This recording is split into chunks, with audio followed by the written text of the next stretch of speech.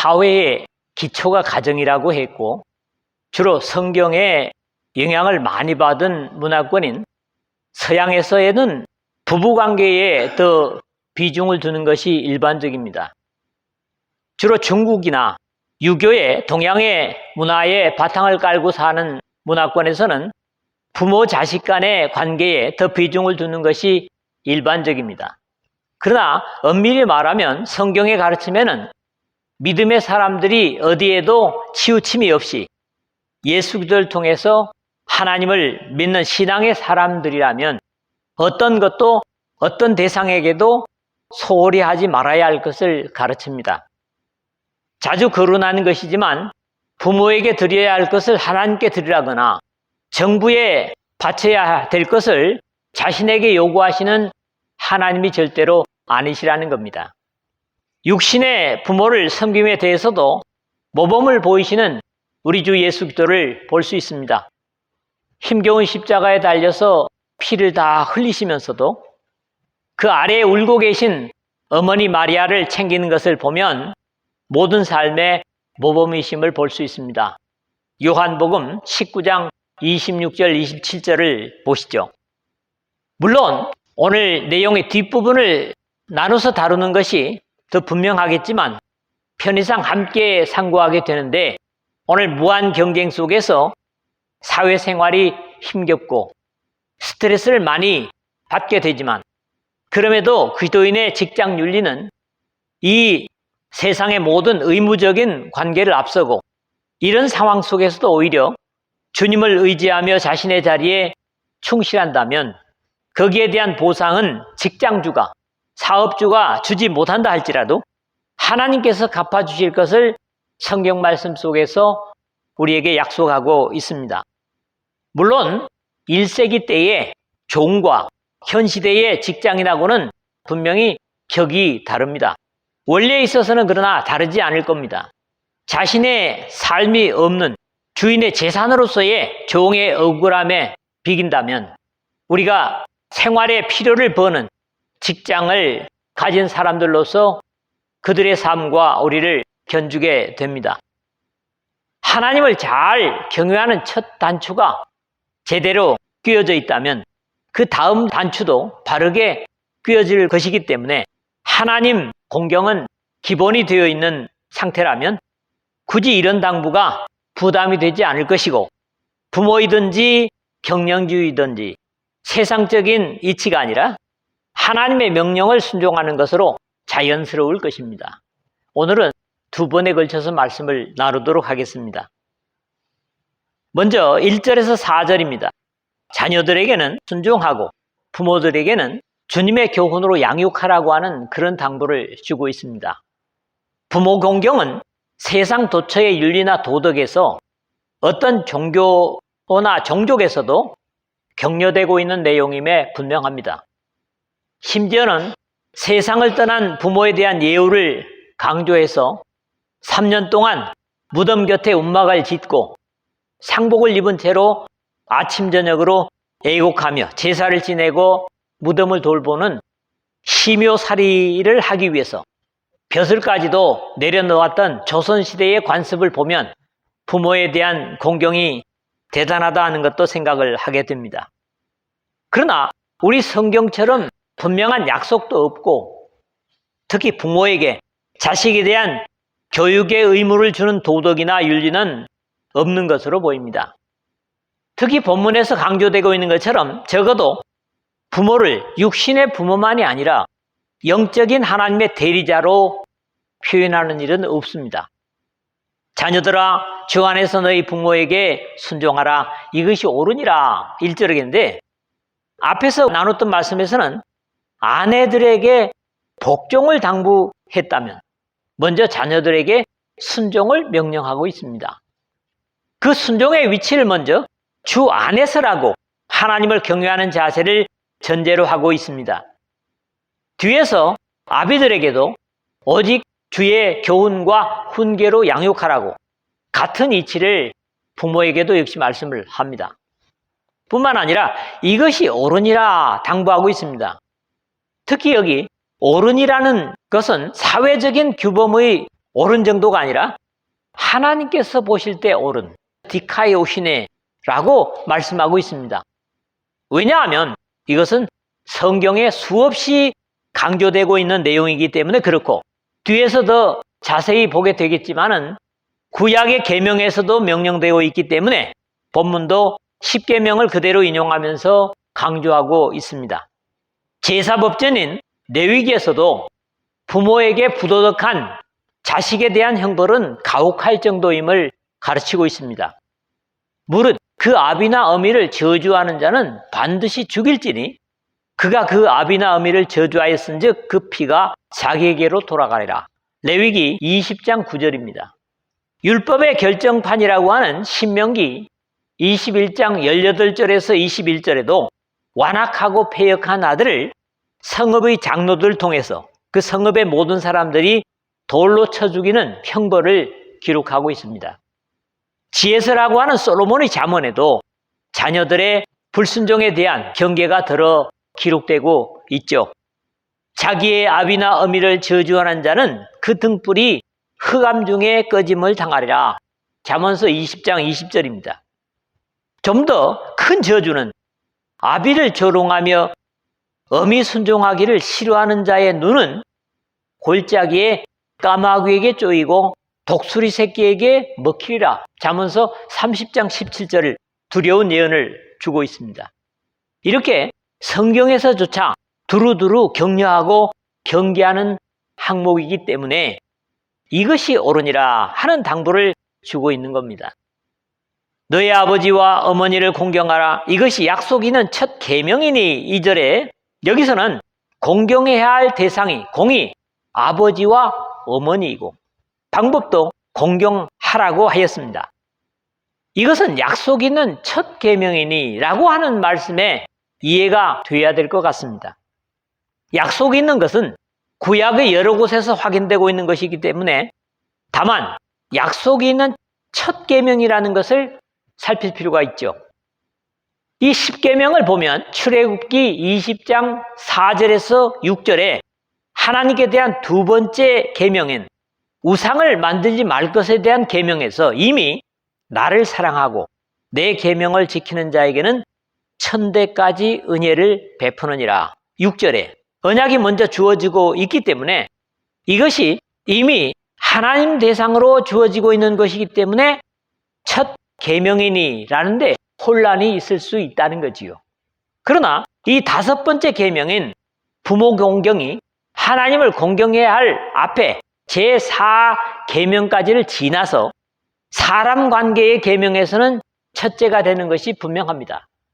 하나님 대상의 계명들이 모두 경계되는 부정적인 계명이었다면 이 인간관계의 첫 계명만이 하라는 적극적인 명령이 주어지고 있습니다.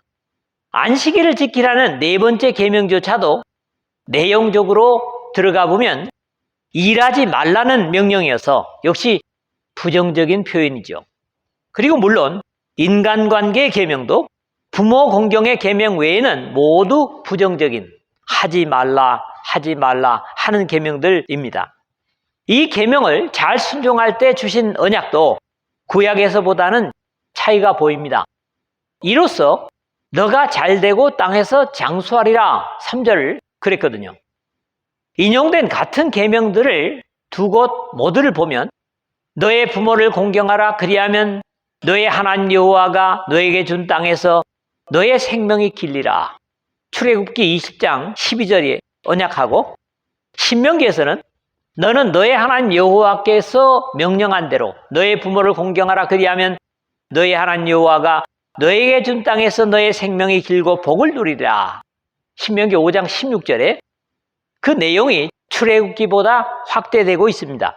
다만 두 가지 차이는 구약의 두 곳이 공이 너희 하나님 여호와가 너에게 준 땅에서 너의 생명이 길리라는 공통적인 내용을 하나님 여호와가 너에게 준 이라는 내용을 생략한 채 단순히 땅에서라고 단순화한 것입니다.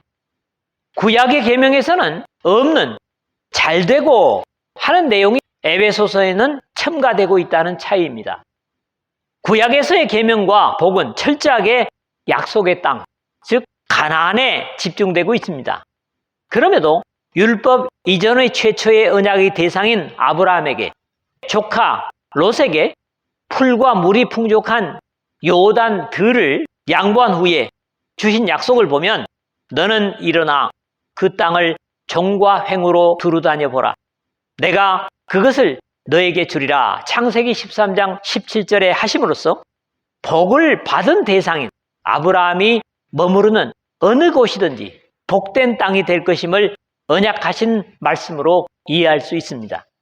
그러므로 이로써 너가 잘되고 땅에서 장수하리라 하는 3절의 약속은 구약의 땅에서 장수하리라는 육신에 속한 언약을 넘어서 땅에서 장수하리라는 약속에 잘되고가 없다면 고통의 장수가 될 수 있기 때문에 신명기적인 언약인 너의 생명이 길고 복을 누리리라 5장 16절 하반절에 세상에서와 영원의 복으로 연결되는 약속으로 이해할 수 있겠습니다. 적어도 이 땅에서의 잘되고 장수하리라는 건강과 복의 언약은 신약 성경에 부모에게 효도하라는 약속밖에 없습니다. 늘 말해왔지만 우리 하나님은 절대로 일방적이지 않다는 사실을 여기서도 확인할 수 있는 것이 효도를 받아야 하는 아버지의 역할도 말씀하고 있다는 겁니다. 4절에 또 아비들아 너희 자녀를 노엽게 하지 말고 오직 주의 교훈과 훈계로 양육하라. 그렇게 부자 관계를 마무리하고 있습니다. 그러나 앞에서는 효도해야 할 대상을 너희 부모에게 라고 하였지만 이 부가적인 당부는 그 대상이 어머니는 해당이 되지 않고 아비들아 라고 했다는 겁니다. 이것은 이스라엘에서 자녀를 가르치는 책임이 아버지에게 해당되기 때문입니다. 바울이 교육하는 스승을 말하다가 그리스도 안에서 1만 스승이 있으되 아비는 많지 아니하니 고린도전서 4장 15절 상반절에 라는 것에서도 확인할 수가 있습니다. 교육에 경계되는 첫 번째 내용이 너희 자녀를 노엽게 하지 말고 4절 중간이죠. 권면을 하고 있습니다. 사실 믿음의 선진들에게 있어서 자녀들에 대한 편애가 한쪽만을 사랑하는 것들이 아브라함의 아들 이삭에게서 아마 가장 심하게 나타나고 있는 것 같습니다. 에서와 야곱은 사실은 쌍둥이죠. 이것이 형제 간의 극단적인 관계까지 나타나는 것을 볼 수 있는데 창세기 32장 6절에 보니까 자기 처가에서 아내들과 종들과 재산을 가지고 다시 고향으로 돌아오는 야곱을 죽이기 위해서 에서가 400명의 군인을 이끌고 오는 그런 모습을 볼 수 있기 때문에 안타까운 내용을 마음에 두고 주신 교훈일 수 있습니다. 자신이 아버지의 지위에 있기 때문이 아니라 오직 주의 교훈과 훈계로 양육하라 하는 것인데 객관적인 진리의 가르침으로 양육하는 것이 중요하다는 겁니다. 이것은 물론 아버지 자신이 부모로부터 물려받은 방법일 것이고 단순히 주입식이 아니라 자신의 경험적인 교육을 의미하기도 합니다. 오직 주의 교훈과 훈계로 양육하라는 사람 교육에 있어서 가장 합당한 교육 방법이라고 여겨집니다. 여기 교훈이라는 말이 파이데이아, 교육도 되지만 양육, 훈련 또는 훈계, 징계 이런 의미를 가지는 낱말로 잠언서 3장 11절에 나타나고 이것을 인용하는 히브리서 12장 5절, 6절 그리고 10절, 11절에 모두가 다 징계로 번역을 하고 있어서 체벌을 포함하는 훈육임을 가르치고 있습니다. 요즘 인권이라는 것이 중시되면서 교육에 있어서 교권이 땅에 떨어져 있는 것은 올바른 교육이 이루어지지 못하는 이유가 되고 있습니다. 이런 시대에서는 온 인류가 교육의 지혜서로 인정하고 있는 솔로몬의 잠언에서 아이를 훈계하지 아니하려고 하지 말라 채찍으로 그를 때릴지라도 그가 죽지 아니하리라 잠언서 23장 13절 말씀이라든가 매를 아끼는 자는 그의 자식을 미워함이라 자식을 사랑하는 자는 근실히 징계하느니라 잠언서 13장 24절에 가르침은 분명 하나님의 교훈이요 지혜이지만 인권 침해로 취급되고 있는 것이 안타까운 현실입니다. 그리고 이제 훈계로 양육하라 했는데 훈계라고 하는 것은 누데시아, 훈계, 경고, 교훈입니다. 신약 성경에 이것 외에 단 두 곳에만 나타나는 낱말입니다. 고린도전서 10장 11절에서는 깨우치기 위하여 이렇게 번역이 되고 있습니다. 누데시아라는 것이. 디도서 3장 10절에서는 본문처럼 훈계로 번역되고 있는 낱말입니다.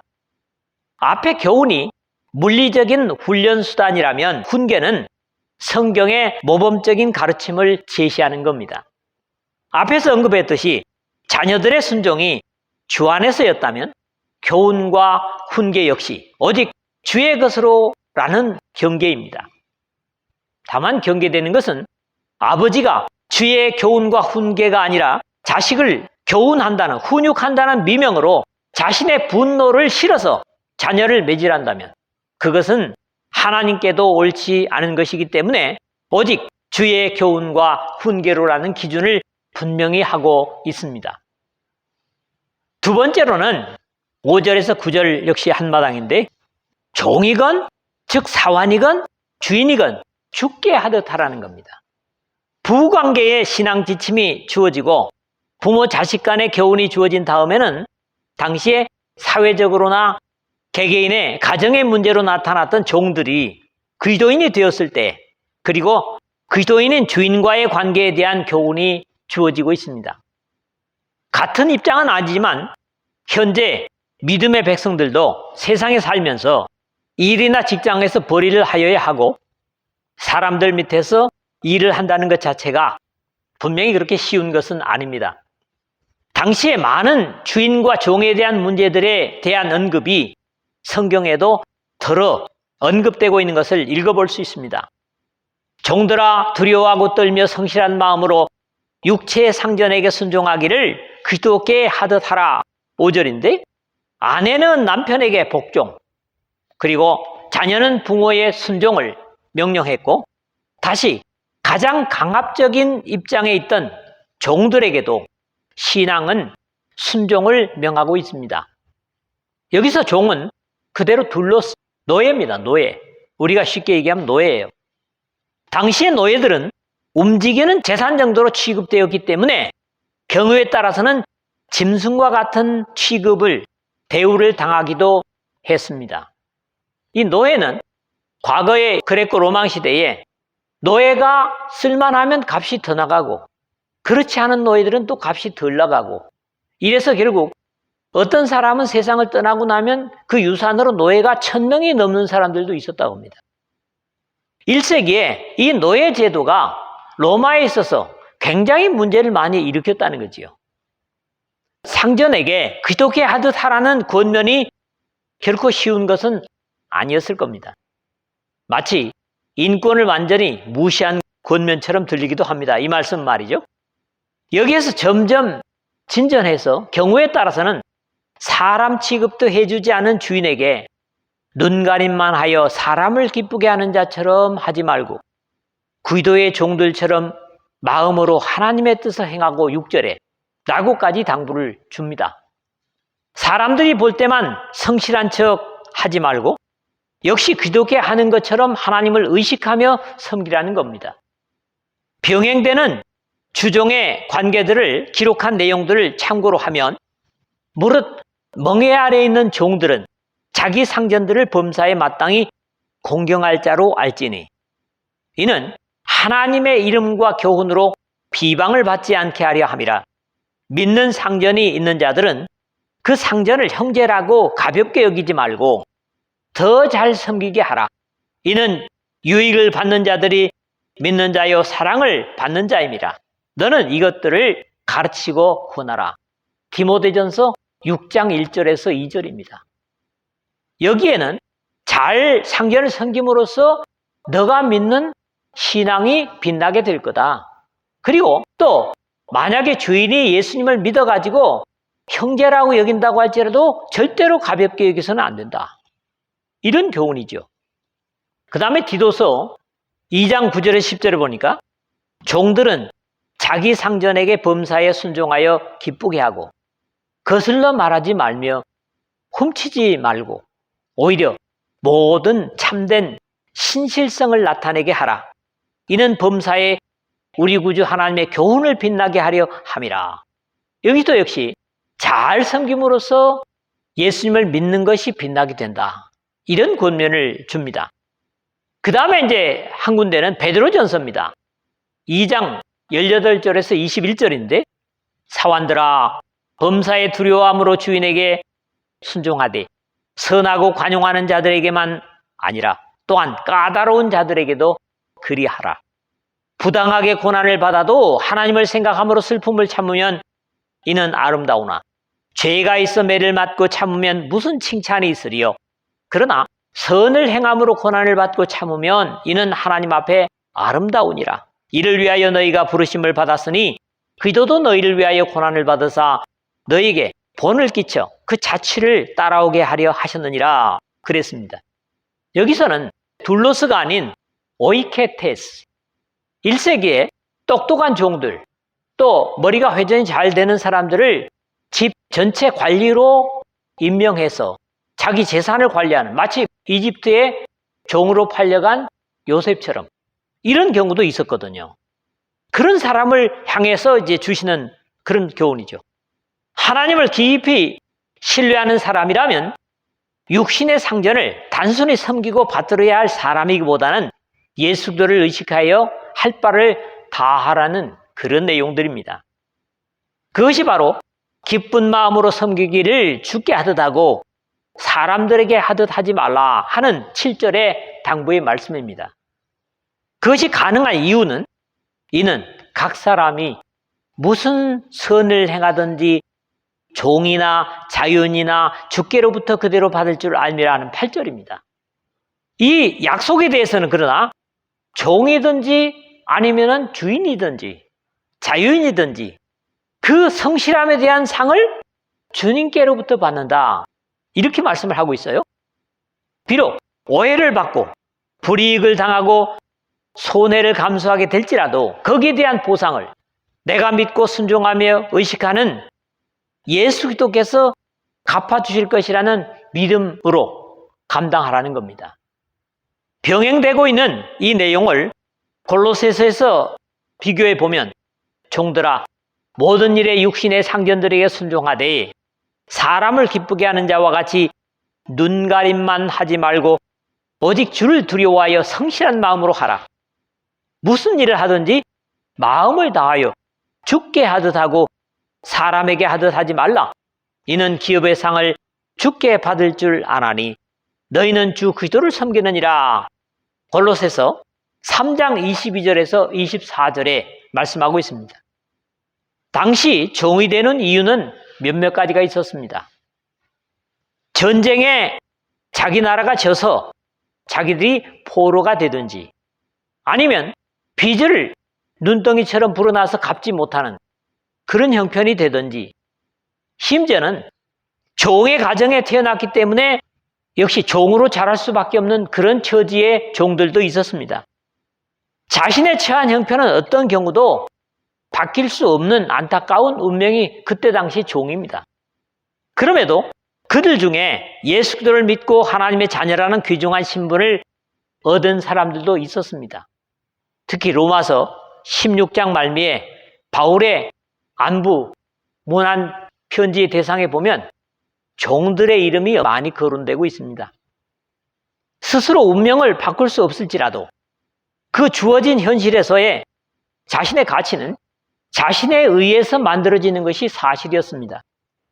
오늘 우리 역시 다르지 않고 우리의 형편이 아무리 억울하고 안타까워도 당시의 종과는 비교될 수 없는 좋은 입장이기 때문에 역시 주님을 의식하며 일하고 섬김으로 우리의 가치는 세상에서 끝나지 않는 하늘의 가치로 주님께 영광을 드리고 우리의 가치가 소중해질 수 있음을 배우게 됩니다.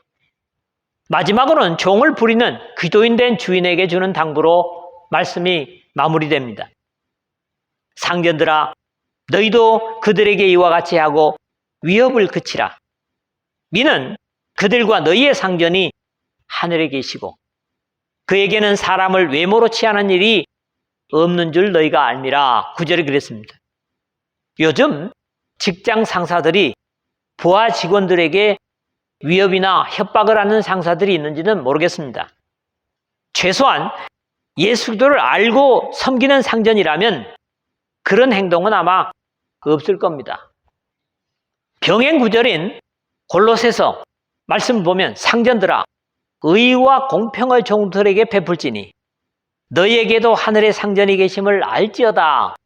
골로새 4장 1절에 라고 해서 비록 종들을 부리고 있는 상전일지라도 자신에게도 만왕의 왕이요 만주의 주이신 하늘에 계신 상전이 계심을 의식하라는 당부의 말씀을 주고 있습니다. 앞에서 이미 인용한 바 있지만 무릇 멍에 아래에 있는 종들은 자기 상전들을 범사에 마땅히 공경할 자로 알지니 이는 하나님의 이름과 교훈으로 비방을 받지 않게 하려 함이라. 믿는 상전이 있는 자들은 그 상전을 형제라고 가볍게 여기지 말고 더 잘 섬기게 하라. 이는 유익을 받는 자들이 믿는 자요 사랑을 받는 자임이라. 그렇게 디모데전서 6장 1, 2절에 이치를 서로가 알아서 믿기 때문에 복음이 존귀해지고 서로가 유익될 것이라는 교훈의 말씀인 거지요. 결론적인 말씀이라고 할까요? 간략하게 드리면 이런 신앙의 효과들은 당장에 나타나지 않습니다. 요셉도 그 가정에서 종사를 여러 번 오래 했죠.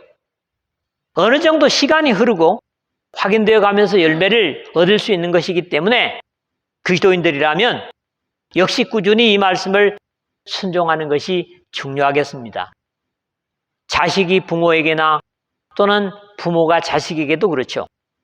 나중에는 반드시 이 말씀에 충실한 사람은 사람들에게 칭찬을 받을 것이고 하나님께도 칭찬을 받을 것입니다. 이 시대는 교육에서 또는 노사 문제가 해결의 기미를 보이고 있지 않습니다. 그리스도인들만이라도 이런 시대 속에서 바른 소신과 역할이 되어진다면 복음이 빛나게 될 것이고 또 많은 사람들에게도 예수 기도가 존귀를 받게 될 줄로 믿습니다. 여러분들이 손해나고 힘겨울지라도 믿음으로 하나님을 의식하면서 범사를 행함으로 하나님께서 여러분들을 인정하시고 또 사람들이 여러분들을 인정하는 그런 복된 주님의 백성들로 남으시기를